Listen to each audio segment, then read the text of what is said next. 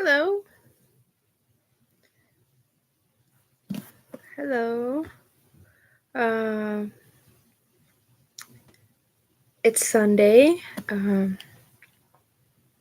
and I was thinking about a lot of stuff this week.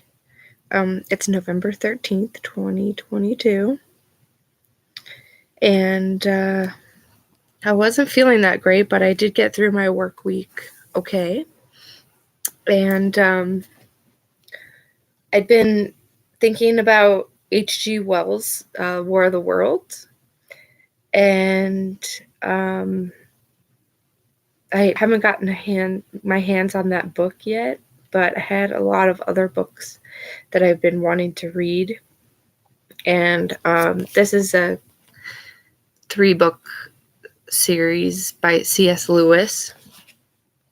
So I've been reading Out of the Silent Planet, book 1, and I think I'm going to do a reading of that. And I thought it was cool because right at the beginning, there's a note. Certain slighting references to earlier stories of this type, which will be found in the following pages, have been put there for purely dramatic purposes. The author would be sorry if any reader supposed he was too stupid to have enjoyed Mr. H.G. Wells's fantasies, or too ungrateful to acknowledge his debt to them. So I thought that was cool. Out of the Silent Planet has a copyright from 1938, so I believe that was after Orson Welles did the radio broadcast of the H.G. Wells War of the Worlds. But I'm just going to start before I read, just tell you about my title.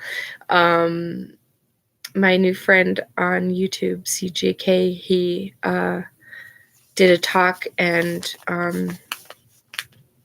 I linked that in the description. And that was the other space thing that I thought was funny was one of the songs on the No Strings Attached album by NSYNC. This is called Space Cowboy. And so ever since CJ's talk, I had that song in my head. Oh, nice. Be Still and Know. That's awesome. Thank you. I'm glad you found me. I started to engage in these live stream chat rooms a little bit. And it's been really nice because I've been finding people of all ages. And I'm almost 40, not quite.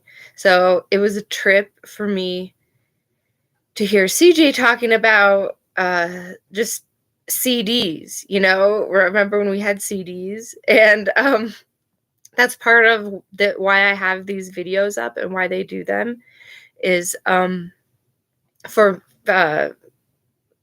really for the sake of my kids, so they can see my just get a privy into our lives from my point of view while they were growing up. And yeah, they're never going to understand. My kids are the Generation Alpha, the ones born in the 21st century and raised with so many things at their fingertips. And I remember like my CD catalogs, even up until like 2 or 3 years ago, I was like taking my physical CDs and ripping them onto external hard drives because I wanted to have that music in full for myself. And so I still have a ton of CDs. But yeah, when NSYNC came out, I was like 14 or 15. And so all those boy bands that we've now come to find out were just created by this whole industry, kind of to program us and to shape our behaviors and everything. It was still fun back then. You know what I mean? It was still funny to me to get this hint of nostalgia when CJ mentioned that album. And I think that's also interesting because I've been really obsessed with the Pinocchio story lately, and just the idea of whether you have the sight to see the strings attached or not. I think they're still there. Um, and I don't think that's all bad either, because as we criticize um, the idea of being programmed and um, the mind control experiments and things like that, I hope that there's still some room to have some fun with it, because I believe there's always this seepage through the cracks of like the authentic and the human. And I think we're going to discover that more and more um, as the technology is ever more pervasive um, in our lives. We're going to realize that, yeah, we were all carried on these waves, and so sometimes it's best to just kind of go with it and not fight it, because you have to work within the system that you're in. And so I don't know. I'm just trying to do these talks and do these readings of some of these books, because I think it's always interesting how you can absorb like the same content a second or third time, and depending on how you've changed, you can integrate and process that information differently. So that's why I like to pay attention to all the little synchronicities that are out there, not to say anything more than just I recognize these things and I want to continue to be open to them and exploring them. And so some of these really small YouTube channels that I participate in the chats, like I just find it really interesting how it's played out, and actually reminds me of like the first chat rooms I ever went to when I was a teenager. Like the second we got a computer with a modem, and I was like 13 at the time, I think. And it was like the internet really was so limited. Most of the stuff I did on the computer in the early days was just like play really basic games like Carmen Sandiego. And I loved that game because you had to have your little book with you. And, you had to search through something physical in your hands to participate in that game. And it was really simple. Like the first SimCity game was so basic. And now what SimCity is quite creepy. I've never understood the appeal of that at all. And yeah, AOL, when those discs first came, that's how I found out we didn't have a computer with a modem, because I went so far. I was a little shit, by the way, and I went so far as to steal my parents' credit card and try and sign up for AOL, and we didn't even have a modem. So, I think I ended up doing that again. Because, yeah, my parents didn't even get us an internet connection, and I was bugging them. But that's the other thing about that time, like in the mid 90s, like when South Park first came out, and I remember my cousin Richard came to visit us. I think just at that trip, it was just my two cousins, Michael and Richard. They came to visit us, but I remember Rich was the one that introduced us to South Park, and I was like, "Oh, this is so naughty," But yeah, I was kind of a little shit because I had like sort of strict parents, and like I was really busy. I was always in like swim team and band and piano lessons, and I just had to have all these like structured things that I was supposed to do, and I really just revolted. In middle school, I was a pretty sad kid, so I was like the class clown as well. I would make the best out of it, and I grew up in a place that was really mixed, and I grew up in Orlando, and I had a lot of bad influences.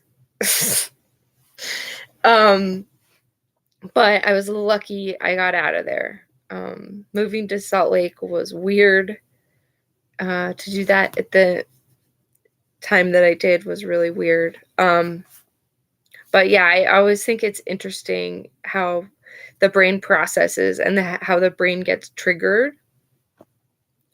So I thought that all that was worth mentioning, because in the mid-90s was the first time I read C.S. Lewis's Screw Tape Letters. And so I've been revisiting C.S. Lewis, The Chronicles of Narnia, Screw Tape Letters, and I hadn't yet dug into this, even though I got it last summer from this little Christian bookshop in Logan, Utah. The Christians Amongst the Mormons. That's an interesting thing going on. But so I'm going to start reading from Out of the Silent Planet, and we'll see how long my voice goes. And thanks for watching. The last drops of the thunder shower had hardly ceased falling when the pedestrian stuffed his map into his pocket, settled his pack more comfortably on his tired shoulders, and stepped out from the shelter of a large chestnut tree into the middle of the road. A violent yellow sunset was pouring through a rift in the clouds to westward, but straight ahead over the hills the sky was the color of dark slate. Every tree and blade of grass was dripping, and the road shone like a river. The pedestrian wasted no time on the landscape, but set out at once with the determined stride of a good walker who has lately realized that he will have to walk farther than he intended. That, indeed, was his situation. If he had chosen to look back, which he did not, he could have seen the spire of Much Natterby, and seeing it might have uttered a malediction on the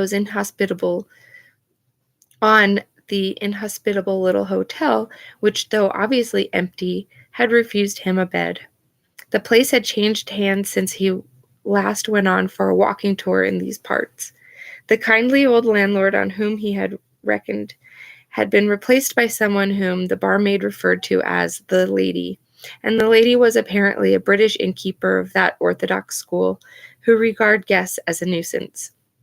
His only chance now was Cirque, on the far side of the hills, and a good 6 miles away. The map marked an inn at Stirk. The pedestrian was too experienced to build any very sanguine hopes on this, but there seemed nothing else within range. He walked fairly fast and doggedly, without looking much about him, like a man trying to shorten the way with some interesting train of thought. He was tall, but a little round-shouldered, about 35 to 40 years of age, and dressed with that particular kind of shabbiness which marks a member of the intelligentsia on a holiday. He might easily have been mistaken for a doctor or a schoolmaster at first sight, though he had not the man-of-the-world air of the one or the indefinable breeziness of the other. In fact, he was a philologist.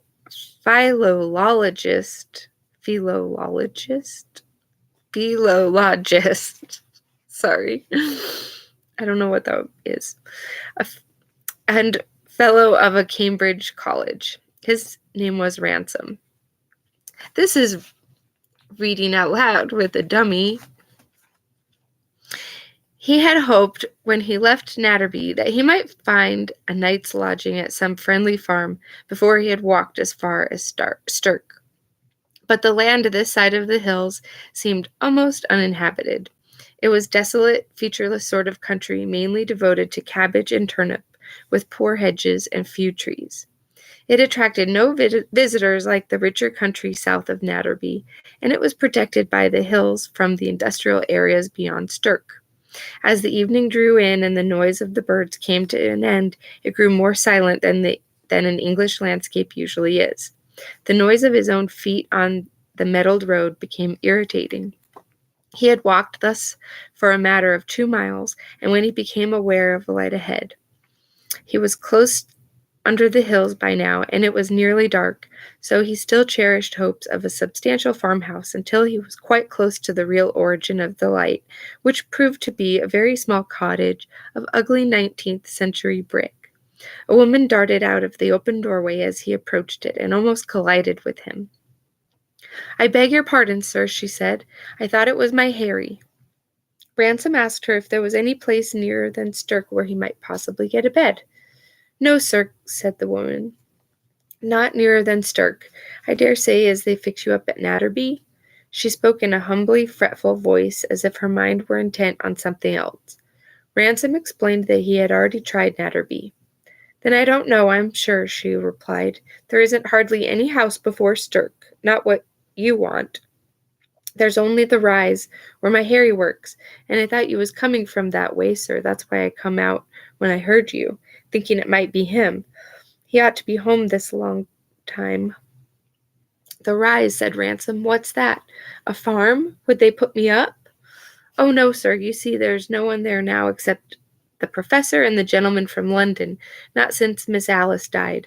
They wouldn't do anything like that, sir. They don't even keep any servants, except my Harry for doing the furnace like, and he's not in the house." "What's this professor's name?" asked Ransom with a faint hope. "I don't know, I'm sure, sir," said the woman. "The other gentleman's Mr. Devine, he is, and Harry says the other gentleman is a professor. He don't know much about it, you see, sir, being a little simple, and that's why I don't like him coming home so late. And they said they'd always send him home at 6 o'clock. It isn't as if he didn't do a good day's work, either." The monotonous voice and the limited range of the woman's vocabulary did not express much emotion, but Ransom was standing sufficiently near to perceive that she was trembling and nearly crying. It occurred to him that he ought to call on the mysterious professor and ask for the boy to be sent home, and it occurred to him just a fraction of a second later that once he were inside the house among men of his own profession, he might very reasonably accept the offer of a night's hospitality. Whatever the process of thought they may have been, he found that the mental picture of himself calling at the Rise had assumed all the solidity of the thing determined upon. He told the woman what he intended to do. "Thank you very much, sir, I'm sure," she said. "And if you would be so kind as to see him out of the gate, and on the road before you leave, if you see what I mean, sir. He's that frightened of the professor, and he wouldn't come away once your back was turned, sir, not if they hadn't sent him home themselves like." Ransom reassured the woman as well as he could, and bade her good-bye, after ascertaining that he would find the Rise on his left in about 5 minutes. Stiffness had grown upon him while he was standing still, and he proceeded slowly and painfully on his way. There was no sign of any lights on the left of the road, nothing but the flat fields and a mass of darkness which he took to be a copse. It seemed more than 5 minutes before he reached it and found that he had been mistaken. It was divided from the road by a good hedge, and in the hedge was a white gate, and the trees which rose above him as he examined the gate were not the first line of the copse, but only a belt, and the sky showed through them. He felt quite sure now that this must be the gate of the Rise, and that these trees surrounded a house and garden. He tried the gate and found it locked. He stood for a moment undecided, discouraged by the silence and the growing darkness. His first inclination, tired as he felt, was to continue his journey to Stirk, but he had committed himself to a troublesome duty on behalf of the old woman. He knew it would be impossible if one really wanted pardon. He knew it would be possible if one really wanted to force a way through the hedge. He did not want to. A nice fool he would look, blundering in upon some retired eccentric, the sort of man who kept his gates locked in the country, with the silly story of a hysterical mother in tears because her idiot boy had been kept half an hour late at his work. Yet it was perfectly clear that he would have to get in, and since one cannot crawl through a hedge with a pack on, he slipped his pack off and flung it over the gate. The moment he had done so, it seemed to him that he had not till now fully made up his mind, now that he must break into the garden if only in order to recover the pack. He became very angry with the woman and with himself, but he got down on his hands and knees and began to worm his way into the hedge. The operation proved more difficult than he expected, and it was several minutes before he stood up in the wet darkness on the inner side of the hedge, smarting from his contact with thorns and nettles. He groped his way to the gate, picked up his pack, and then for the first time turned to take stock of his surroundings.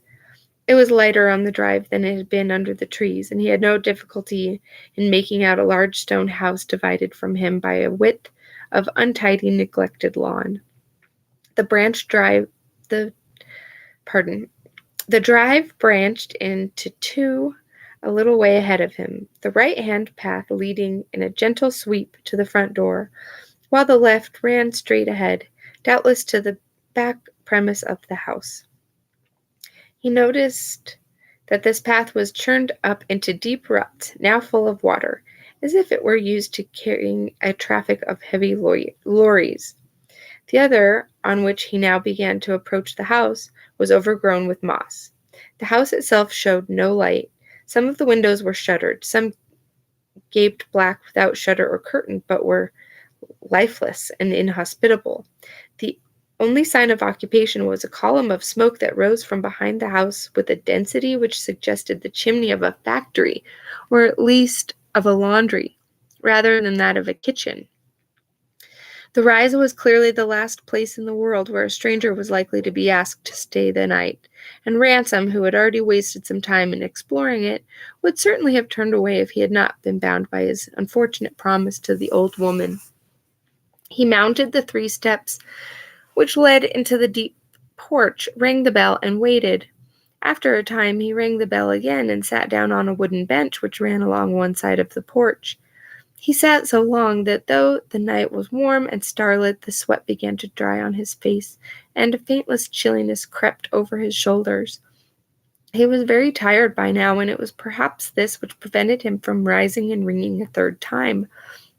This and the soothing stillness of the garden and beauty of the summer sky, and the occasional hooting of an owl somewhere in the neighborhood, which seemed only to emphasize the underlying tranquility of his surroundings. Something like drowsiness had already descended upon him when he found himself startled into vigilance. A peculiar noise was going on, a scuffing, irregular noise, vaguely reminiscent of a football scrum. He stood up. The noise was unmistakable by now. People in boots were fighting or wrestling or playing some game. They were shouting, too. He could not make out the words, but he heard the monosyllabic barking ejaculations of men who were angry and out of breath. The last thing Ransom wanted was an adventure, but a conviction that he ought to investigate the matter was already growing upon him, when a much louder cry rang out, in which he could distinguish the words, "Let me go, let me go," and then a second later, "I'm not going in there, let me go home." Throwing off his pack, Ransom sprang down the steps of the porch and ran round to the back of the house as quickly as his stiff and footsore conditions allowed him to. The ruts and pools of the muddy path led him to what seemed to be a yard, but a yard surrounded with an unusual number of outhouses.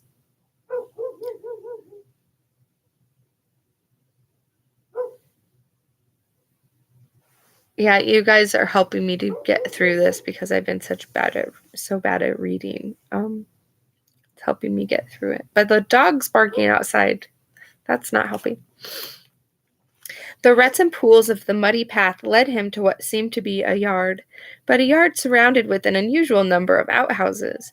He had a momentary vision of a tall chimney, a low door filled with red firelight, and a huge round shape that rose black against the stars, which he took for the dome of a small observatory. Then all this was blotted out of his mind by the figures of three men who were struggling together so close to him that he almost cannoned into them.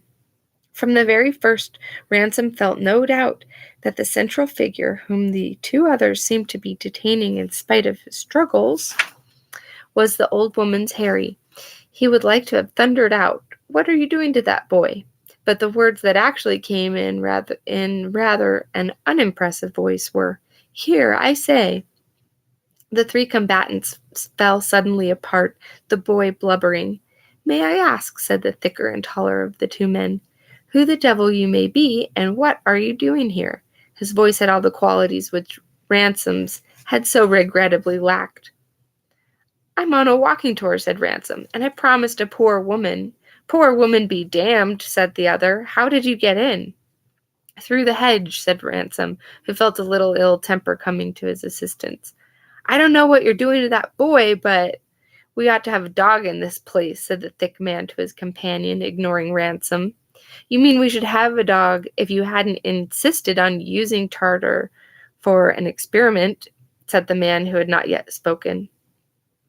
He was nearly as tall as the other, but slender, and apparently the younger of the two, and his voice sounded vaguely familiar to Ransom. The latter made a fresh beginning. "Look here," he said, "I don't know what you are doing to that boy, but it's long after hours, and it's high time that you sent him home. I haven't the least wish to interfere in your private affairs, but—" "Who are you?" bawled the thick man. "My name is Ransom, if that's what you mean, and—" "By Jove," said the slender man, "not Ransom who used to be at Wendenshaw." "I was at school at Wendenshaw," said Ransom. "I thought I knew you as soon as you spoke," said the slender man. "I'm Devine. Don't you remember me?" "Of course, I should think I do," said Ransom, as the two men shook hands with the rather labored cordiality which is traditional in such meetings. In actual fact, Ransom had disliked Devine at school as much as anyone he could remember.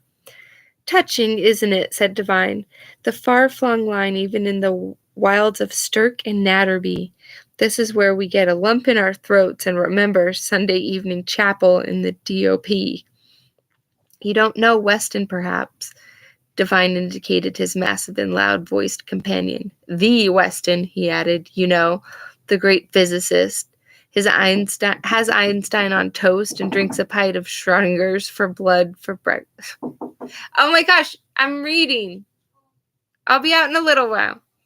Excuse me, this is funny. The Weston, he added, you know, the great physicist. Has Einstein on toast and drinks a pint of Schrodinger's blood for breakfast. "Weston, allow me to introduce my old schoolfellow, Ransom. Dr. Elwyn Ransom. The Ransom, you know. The great philologist. Has Jesperson on toast and drinks a pint—" "I know nothing about it," said Weston, who was still holding the unfortunate Harry by the collar. "And if you expect me to say that I am pleased to see this person who has just broken into my garden, you will be disappointed. I don't care twopence what school he was at nor on what unscientific foolery he is at present wasting money that ought to go to research. I want to know what he's doing here, and after that I want to see the last of him." "Don't be an ass, Weston," said Devine in a more serious voice. His dropping in is delightfully apropos. You mustn't mind Weston's little way, Ransom. Conceals a generous heart beneath a grim exterior, you know. You'll come in and have a drink and something to eat, of course?" "That's very kind of you," said Ransom. "But the boy—" Devine drew Ransom aside. "Balmy," he said in a low voice. "Works like a beaver as a rule, but gets these fits. We're only trying to get him into the wash-house and keep him quiet for an hour or so till he's normal again. Can't let him go home in his present state. All done by kindness. You can take him home yourself presently if you like, and come back and sleep here." Ransom was very much perplexed. There was something about the whole scene suspicious enough and disagreeable enough to convince him that he had blundered onto something criminal, while on the other hand, he had all the deep, irrational conviction of his age and class that such thing could never cross the path of an ordinary person except in fiction, and could least of all be associated with professors and old schoolfellows. Even if they had been ill-treating the boy, Ransom did not see much chance of getting him from them by force. While these thoughts were passing through his head, Devine had been speaking to Weston in a low voice, but no lower than was to be expected of a man discussing hospitable arrangements in the presence of a guest. It ended with a grunt of assent from Weston. Ransom, to whose other difficulties a merely social embarrassment was now being added, turned with the idea of making some remark, but Weston was now speaking to the boy. "You have given enough trouble for one night, Harry," he said, "and in a properly governed country I'd know how to deal with you. Hold your tongue and stop sniveling. You needn't go to the wash-house if you don't want." "It weren't the wash-house," sobbed the half-wit. "You know it weren't. I don't want to go in that thing again." "He means the laboratory," interrupted Devine. "He got in there and was shut in by accident for a few hours once. It put the wind-up in him for some reason. Lo, the poor Indian, you know." He turned to the boy. "Listen, Harry," he said, "that kind of gentleman is going to take you home as soon as he's had a rest. If you'll come in and sit down quietly in the hall, I'll give you something you like." He imitated the noise of a cork being drawn from a bottle. Ransom remembered it had been one of Devine's tricks at school, and a guffaw of infantile knowingness broke from Harry's lips. "Bring him in," said Weston as he turned away and disappeared into the house. Ransom hesitated to follow, but Devine assured him that Weston would be very glad to see him.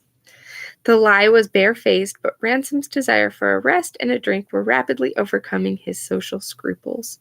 Preceded by Devine and Harry, he entered the house and found himself a moment later seated in an armchair and awaiting the return of Devine, who had gone to fetch refreshments. So yeah, this is not a kid's book.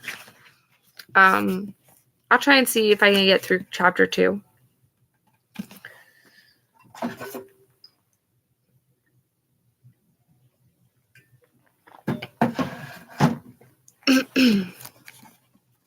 The room into which he had been shown revealed a strange mixture of luxury and squalor. The windows were shuttered and curtainless. The floor was uncarpeted and strewn with packing cases, shavings, newspapers, and boots. And the wallpaper showed the stains left by the pictures and furniture of the previous occupants. On the other hand, the only 2 armchairs were of the costliest type, and in the litter which covered the tables, cigars, oyster shells, and empty champagne bottles, jostled with tins of condensed milk and opened sardine cans, with cheap crockery, broken bread, and teacups a quarter full of tea, and cigarette ends. His host seemed to be a long time away, and Ransom fell to thinking of Devine. He felt for him that sort of distaste we feel for someone whom we have admired in boyhood for a brief period and then outgrown. Devine had learned just half a term earlier than anyone else that kind of humor which consists of a perpetual parody of the sentimental or idealistic cliches of one's elders. For a few weeks, his references to the dear old place and to playing the game, to the white man's burden, and a straight bat had swept everyone, Ransom concluded, off their feet. But before he left Wyndenshaw, Ransom had already begun to find Devine a bore, and at Cambridge he had avoided him, wondering from afar how anyone so flashy and as if it were ready-made could be so successful. Then he had come to the mystery of Devine's election to the Leicester Fellowship, and the further mystery of his increasing wealth. He had long since abandoned Cambridge for London, and was presumably something in the city. One heard of him occasionally, and one's informant usually ended either by saying, "A damn clever chap, Devine, in his own way," or else by observing plaintively, "It's a mystery to me how that man has got where he is." As far as Ransom could gather from their brief conversation in the yard, his old schoolfellow had altered very little. He was He was interrupted by the opening of the door. Devine entered alone, carrying a water bottle of whiskey on a tray with glasses and a siphon. "Weston is looking out something to eat," he said, as he placed the tray on the floor beside Ransom's chair and addressed himself to opening the bottle. Ransom, who was very thirsty indeed by now, observed that his host was one of those irritating people who forget to use their hands when they begin talking. Devine started to prise up the silver paper, which covered the cork with the point of a corkscrew, and then stopped to ask, "How do you come to be in this benighted part of the country?" "I'm on a walking tour," said Ransom. "Slept at Stoke Underwood last night, and had hoped to end at Natterby tonight. They wouldn't put me up, so I was going on to Stirk." "God!" exclaimed Devine, his corkscrew still idle. "Do you do it for money, or is it the sheer masochism?" "Pleasure, of course," said Ransom, keeping his eyes immovably on the still unopened bottle. "Can the attraction of it be explained to the uninitiate?" asked Devine, remembering himself sufficiently to rip up a portion of the silver paper. "I hardly know to begin with. I like the actual walking. God, you must have enjoyed the army, jogging along the thin gummy, eh?" No, it's just the opposite of the army. The whole point about the army is that you are never alone for a moment and can never choose where you're going or even what part of the road you're walking on. On a walking tour, you are absolutely detached. You stop where you like and go on when you like. As long as it lasts, you need to consider no one and consult no one but yourself. Until one night, you find a wire waiting at your hotel saying, "Come back at once," replied Devine, at last removing the silver paper. "No, honey, I'm doing a stream." Until one night you find a wire waiting at your hotel saying, "Come back at once," replied Devine, at last removing the silver paper. "Only if you were fool enough to leave a list of addresses and go to them. The worst that could happen to me would be that a man on the wireless saying, 'Dr. Elwyn Ransom, I believe to be walking somewhere in the Midlands.'" "I begin to see the idea," said Devine, pausing in the very act of drawing the cork. "It wouldn't do if you were in business. You are a lucky devil. But can even you just disappear like that? No wife, no young, no aged but honest parent or anything of that sort?" "Only a married sister in India. And then, you see, I'm a Don. And a Don in the middle of a long vacation is almost a non-existent creature, as you ought to remember. College neither knows nor cares where he is, and certainly no one else does." The cork at last came out of the bottle with a heart-cheering noise. "Say when," said Devine, as Ransom held out his glass. "But I feel sure there's a catch somewhere. Do you really mean to say that no one knows where you are, or when you ought to get back, and no one can get a hold of you?" Ransom was nodding in reply when Devine, who had picked up the siphon, suddenly swore. "I'm afraid this is empty," he said. "Do you mind having water? I'll have to get some from the scullery. How much do you like?" "Fill it up, please," said Ransom. A few minutes later, Devine returned and handed Ransom his long-delayed drink. The latter remarked as he put down the half-empty tumbler with a sigh of satisfaction that Devine's choice of residence was at least as odd as his own choice of a holiday. "Quite," said Devine, "but if you knew Weston, you'd realize that it's much less trouble to go where he wants than to argue the matter. What you call a strong colleague." "Colleague?" said Ransom inquiringly.